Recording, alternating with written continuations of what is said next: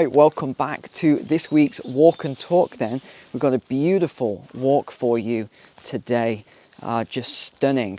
We're going to get into a lot of stuff today, a lot of crazy stuff as usual.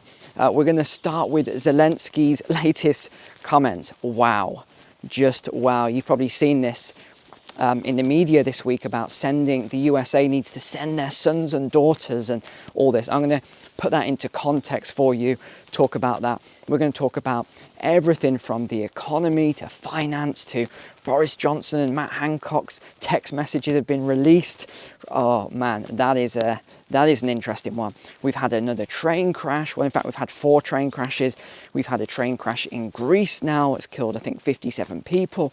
There is a lot to get into. So let's get started then with Zelensky's comments, and then we'll go through everything else because there is a lot to cover today. So what did he say then? You've seen it in all the media that he said this, and I'll correct this. And it said the US will have to send their sons and daughters to fight for Ukraine. And then it went on to say that they will die on the battlefield and all this sort of stuff. So I think it's been taken a little bit out of context. So I'm just going to put the correct context with it. But yes, he did sort of say that. So here we go. He said the US is never going to give up on the NATO states, the NATO member states. So that's the first part he said. So what he's referring to there is that the US is just hell-bent on fighting with NATO no matter what happens, regardless of the circumstances. So that was the first part of the context. He then says, and if Russia wins this war, the US is going to have to send their sons and daughters to defend the Baltic states. And they will have to fight and they will be dying. So that was the full, well, there was a lot more to it than that, but I just wanted to give you the shorter, summarized version of what he said, because there's a lot of people at the moment completely freaking out about this. I saw this stuff on Twitter about Americans are leaving the country and they're crossing into Mexico and just all this crazy stuff because people are afraid that because of those comments that there's going to be some sort of a call up and everyone's going to have to go to war. But let me tell you one thing that wasn't mentioned on there. What did he say? Sons and daughters. Yes, he didn't say, like previous wars, that the men will go off to fight. No. All the talk and all the rhetoric and everything else you're hearing at the moment is saying that it's going to be sons and daughters. Look at this here, beautiful.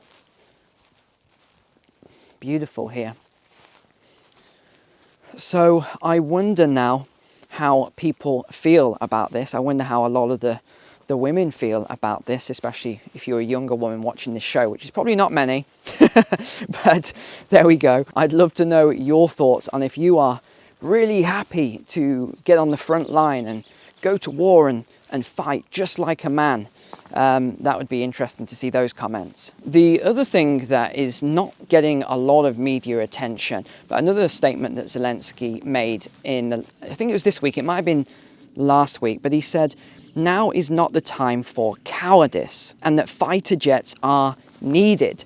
So he's basically, I think, referring to the UK and the fact that, I think it's Ben Wallace, the Defence Secretary, said that, so basically 3 weeks ago, they were reviewing the position. Boris Johnson, massive globalist, as you know, was trying to put pressure on Rishi Sunak. So was Liz Truss, both of them WEF members, trying to put pressure onto Rishi Sunak to send fighter jets to Ukraine. So Rishi did a speech just last week I think it was in Belgium, or it might have been in Germany at the defense conference. That's worth watching, that speech, because he basically declared war on Russia. There's no other way to watch that speech and not come up with that conclusion. He basically declared war, and he talked about sending fighter jets, and he said, we're proud, we were the first country. Just this year, we became the first country in the world to provide tanks to Ukraine, and the first to train pilots and Marines. We gave £2.3 billion last year, and we will match or exceed that in 2023. So now is the moment to double down on our military support. Together, we're delivering as much equipment in the next few months as in the whole of 2022. to send tanks, and we won't stop until Russia's defeated and all this. I don't know if he realizes the size of the British army anymore. Yes, there's very advanced weaponry and very highly trained military. As you know, I was in the British Army for 10 years. Very, very good military, good army, very good soldiers, and very good equipment in the most parts. Like all armies, there's, you know, shortages and things like that. But for him to try and make out as if that the UK is just going to go to war and can defeat Russia and things like that is absolutely ridiculous. We are marching towards the most important victory of our lifetime. That would just never happen in a million years, no matter how good the army is. And that's why the United Kingdom will be the first country to provide Ukraine with longer range weapons. But we must also train Ukrainian pilots to use the most advanced jets. And that's exactly what Britain is doing, so that Ukraine has the capability to defend its security for the long term. So they did a review anyway, and it's been going on for the last sort of 2 to 3 weeks now.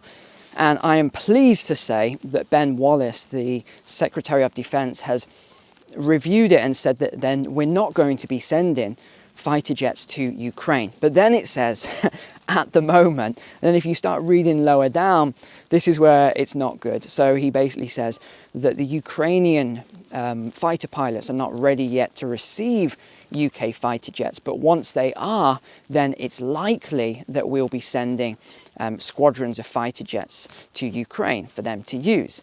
Isn't that great? Isn't that wonderful? Because this is what I was talking about, and I said this is phase 1. It's got a nice sea view here behind. I said phase 1 will end with the fighter jets and the long-range weapons. So that is basically where we're at now. We've done the long-range weapons. We're now going to do the fighter jets very shortly. I think it will happen. Just you think how long it takes to train a fighter jet pilot. Look at these beautiful flowers here. All the cherry blossoms are about to come out. See, they're all starting to bloom. So that'll be the end of phase 1, and then we'll move into phase 2, which is where you start putting support troops on the ground. So these are troops that are British, they're US, they're NATO, and they are there to support the fighter pilots and things like that. So what they'll say is this is a supporting role, and that, you know, we're not at war, we're just there to support and things like that. But it's only a matter of time until either a British soldier, American soldier, or NATO soldier is killed, or there'll be some sort of false flag event, and then they'll say, oh, you know, they'll put it in all the newspapers, all the news that, you know, something to do with it. A Russian soldier killed a NATO soldier, and, you know, there'll be a big story about this soldier and how this soldier was, you know, a fighter for freedom and rights and, you know, equality and all this sort of stuff. They'll make a massive deal about it, and next thing you know, they'll get the public on board. Right, we need to send troops now, and this is how it's all going to escalate. That is phase 2, and phase 3 is pretty much full-scale warfare. So not good, but that's how I see this sort of playing out at the moment anyway. Now let's move over to finance and stuff. So I just talked about the defaults last week and the week before of these huge defaults of a lot of funds. So hedge funds, which includes pension funds, massive defaults. So Blackstone, we know BlackRock, so Blackstone as well, defaults of $562 million on property-backed CMBS. So Blackstone's 71 billion unlisted real estate income trust, so this is basically their REIT, it's BREIT, that's the Blackstone REIT, is still not allowing withdrawals for this is the 4th month, bearing in mind. And you've got to ask the question, why is that? Why are they not allowing withdrawals from their REIT? Why are a lot of these other companies, a lot of these other funds not allowing withdrawals? Why are, at the moment, they pushing this big thing? Oh, get 4%. Oh yeah, we'll lock you in. We'll give you 4%. If you just stay into our fund for 6 months, etc. They're trying to raise money so they can start to do payouts, hoping that things are going to get better later on. It's not going to get better later on. This is going to worsen, it is going to deteriorate. This is not looking good. Even in the UK now, we've got a warning from one bank, so that's Metro Bank, if you're with Metro Bank, that they are putting aside a lot of money for what they're calling defaults and bad debt. And it was, gosh, it wasn't even long ago that I talked about this, and I said, how do banks make their money? They make loans. What do you think is going to happen when all these mortgages go bad? We're going to come on to property in a minute and housing. What do you think is going to happen when all these loans and credit cards and everything else goes bad? You really think you're going to be able to get your money out of the bank when money has been loaned out in such, that's how they make profit, such large numbers? I just don't see it at all. I just don't see people getting their money out at all. So they're doing that now just to give you confidence. A lot of these banks are trying to just give you confidence at the moment that they're not going to collapse. But let's just wait and see what happens, shall we? We've just had Nordstrom as well, so retailer announcing they're going to close, I think it's 13 stores in Canada, and they're going to cut 2,500 jobs now. So even more jobs going. So it's not just white collar and things like that. You're also seeing retail. You're seeing a lot of these jobs continuing to go. But yeah, if you listen to, people like Biden or Sunak or some of these other people, we've got the greatest economy we've ever seen. This economy is incredible.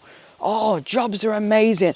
I added the most jobs from any president in US history.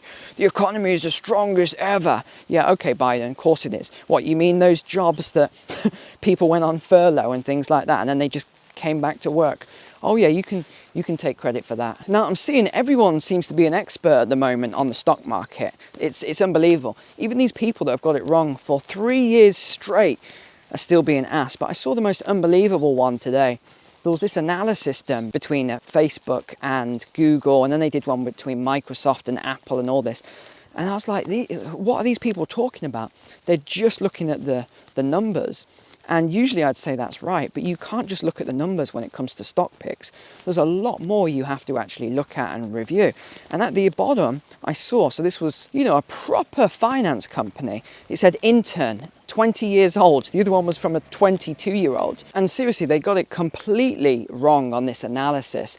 And it just made me think, how many people are now going to follow that? So let me give you an example. They were talking about Meta, which is Facebook, and they were giving it a really strong buy signal.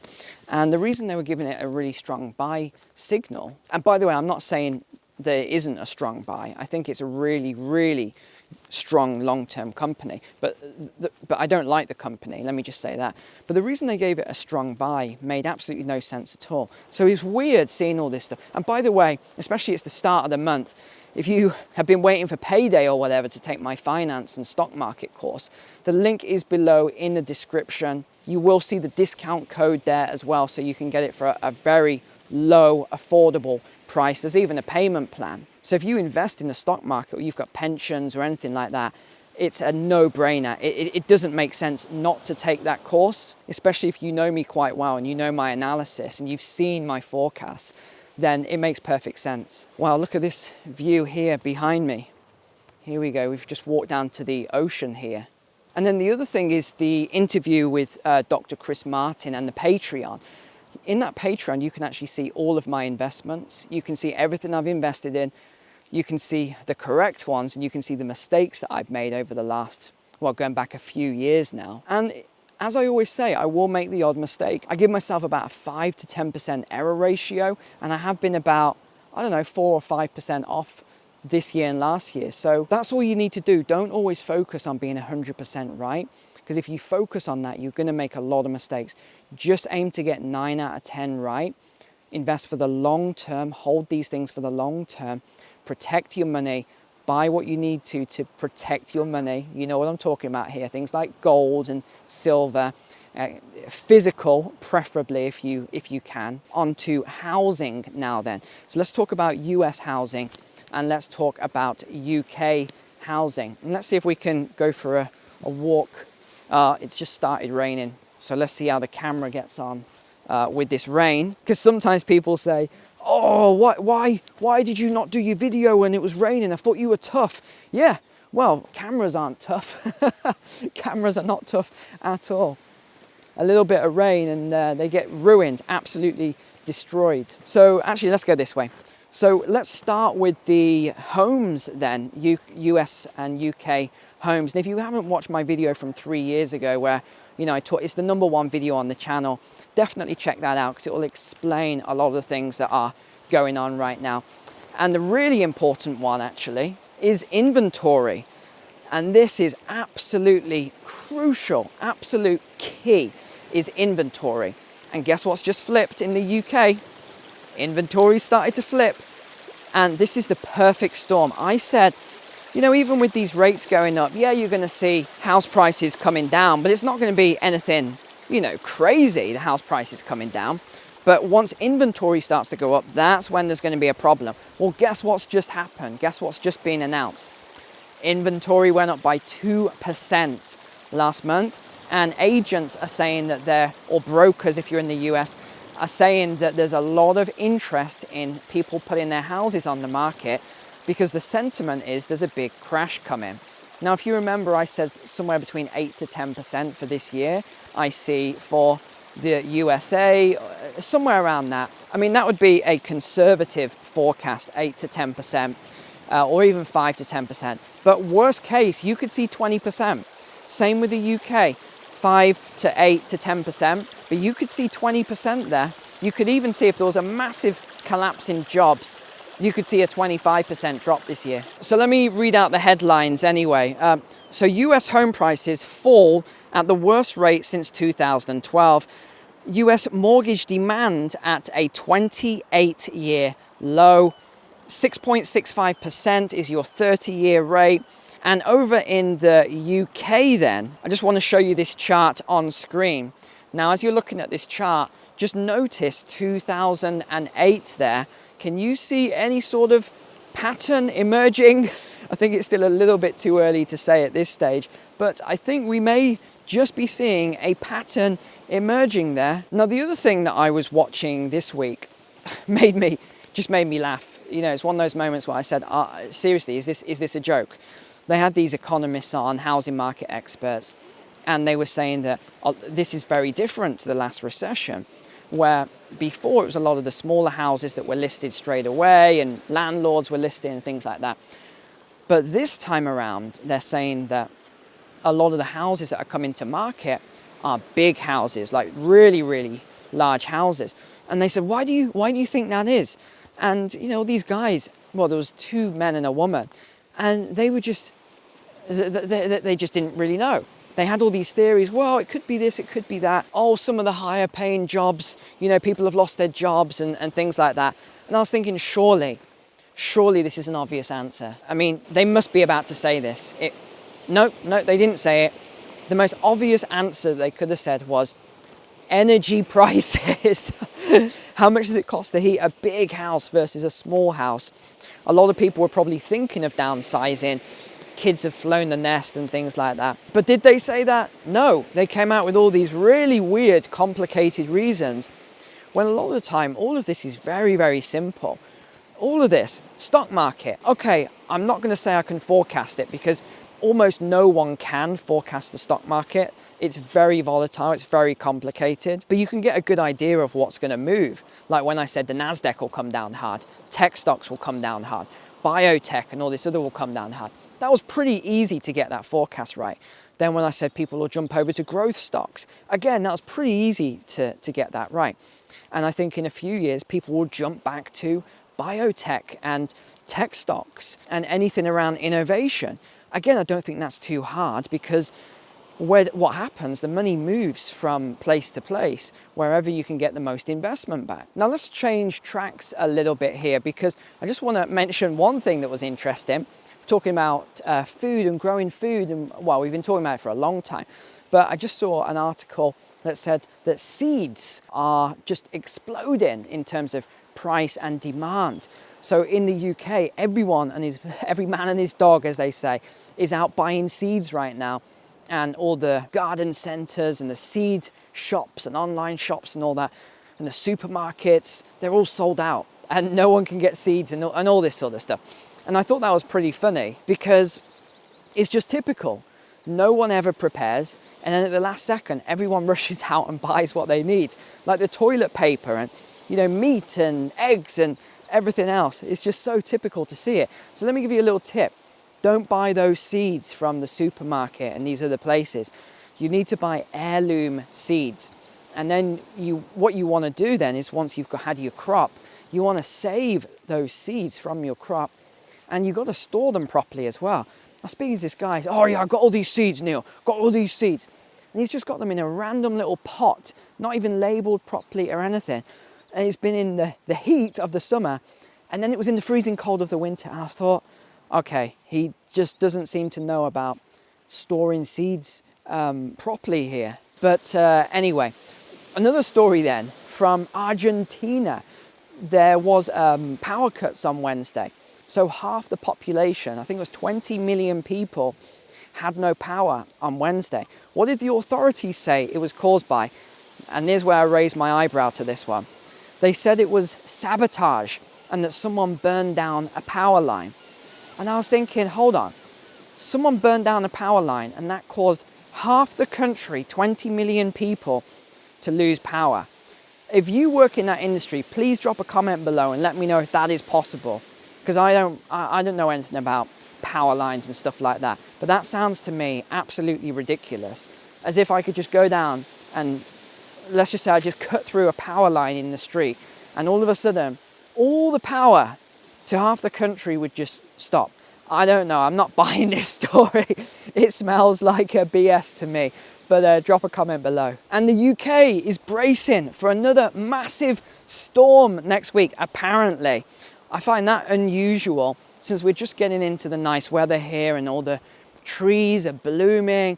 I found, on my property that I keep mentioning that I bought, the trees have just started blooming. Oh my goodness, stunning. Got all these white flowers and pink flowers and all this. And that's why I'm waiting at the moment before I actually do anything on the plants and the trees and the bushes and things like that, because I don't know what's alive, what's dead. I'm not a tree expert or anything like that. So I'm just waiting at the moment, but oh my goodness, absolutely stunning. Talking of stunning, Pakistan. I know most of you are like, why do you keep talking about Pakistan, Neil? We're not from Pakistan, I know, but you need to hear these things because it correlates to a lot of the stuff that could happen in the West. So remember the forecasts on Pakistan, and I talked about it again when I was in Thailand, I was in Bangkok, and I said, this is what's coming, etc., etc. Well, Pakistan has just raised their base rate to a 25-year high. Their interest rate now, you think we've got it bad, theirs is 20%. 20% interest rate. And now they're screwed because they've just took a $6.5 billion IMF loan. The worst thing any country can ever do, because now you are debt slaves to the International Mafia Fund.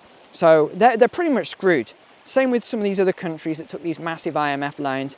They're completely screwed. And guess what? Their inflation rate is now 31% as well. So high interest rates and high inflation. I mean, it doesn't get much worse than that. No wonder a lot of the guys are doing a runner from the country and trying to get work elsewhere. Now, talking to the train crashes then, we had another train crash in Greece. There are massive riots going on in the capital at the moment. It's pretty nasty. I won't go into all the details of what happened, but 57 people died in that train crash. And this is just the initial number. They think there could be more because there's a lot of people missing. Basically, most of these people burned alive. They were trapped in these carriages. So obviously the country is very upset, and there are massive riots at the moment. And the police being very heavy-handed with the protesters. They seem to be treating the rioters and the protesters in the same way. I don't know if that's a police tactic to just be heavy-handed with everyone to discourage it, but it doesn't seem to be working too well at the moment. It's making people more angry. A lot of the families and friends and other people are very upset about the situation, and rightly so. We're just seeing train crashes all the time. There was another chemical spill in the US this week as well. I mean, what is going on? Loads of fires burning down factories, even egg factories. you know, highly explosive, flammable eggs just going up. I don't even know how many of these egg factories have burned down now. It's insane. But another one that's come out, we'll leave this one till last. Matt Hancock from the UK, he was the health secretary during the COVID era. His messages, text messages, WhatsApp, I think they were hacked. Same with Boris Johnson. And it's pretty shocking, these messages that have been coming out. Hancock, I just want to see some of the faces of people coming out of first class and into a Premier Inn shoebox. He actually put that in a message. More than a week later, someone replied to something Matt said. Any idea how many people we locked up in hotels yesterday? Boris Johnson as well, describing a £10,000 fine on 2 people who broke quarantine rules as superb. Hold on, wasn't Boris one of those people that had a party during lockdown? Yeah, okay, 1 rule for the elite, 1 rule for everyone else. And then let's end with this really weird video. I don't know if you've seen it, but this is a strange one. So we've got all these birds, these blackbirds, just crash into the ground, a lot of them killing themselves instantly. And the media picked it up on all these different channels, and the response is very weird. Perfectly calm when suddenly this happens. A flock of blackbirds swirl to the ground. It's like nothing you've ever seen before. Whatever the cause, it's pretty amazing. That it is. Whatever the cause, it's amazing. Oh yeah, it's amazing. All those lovely birds just nosediving to their death. Oh yeah, absolutely amazing. So that's all we've got time for today. Remember, if you want to watch the interview or look at my stock course, my finance course, etc., look at any of my stuff, the link is below in the description. And just want to say thanks for being a member here, for being a subscriber. I really appreciate you. Take care, God bless. I'll see you next week now.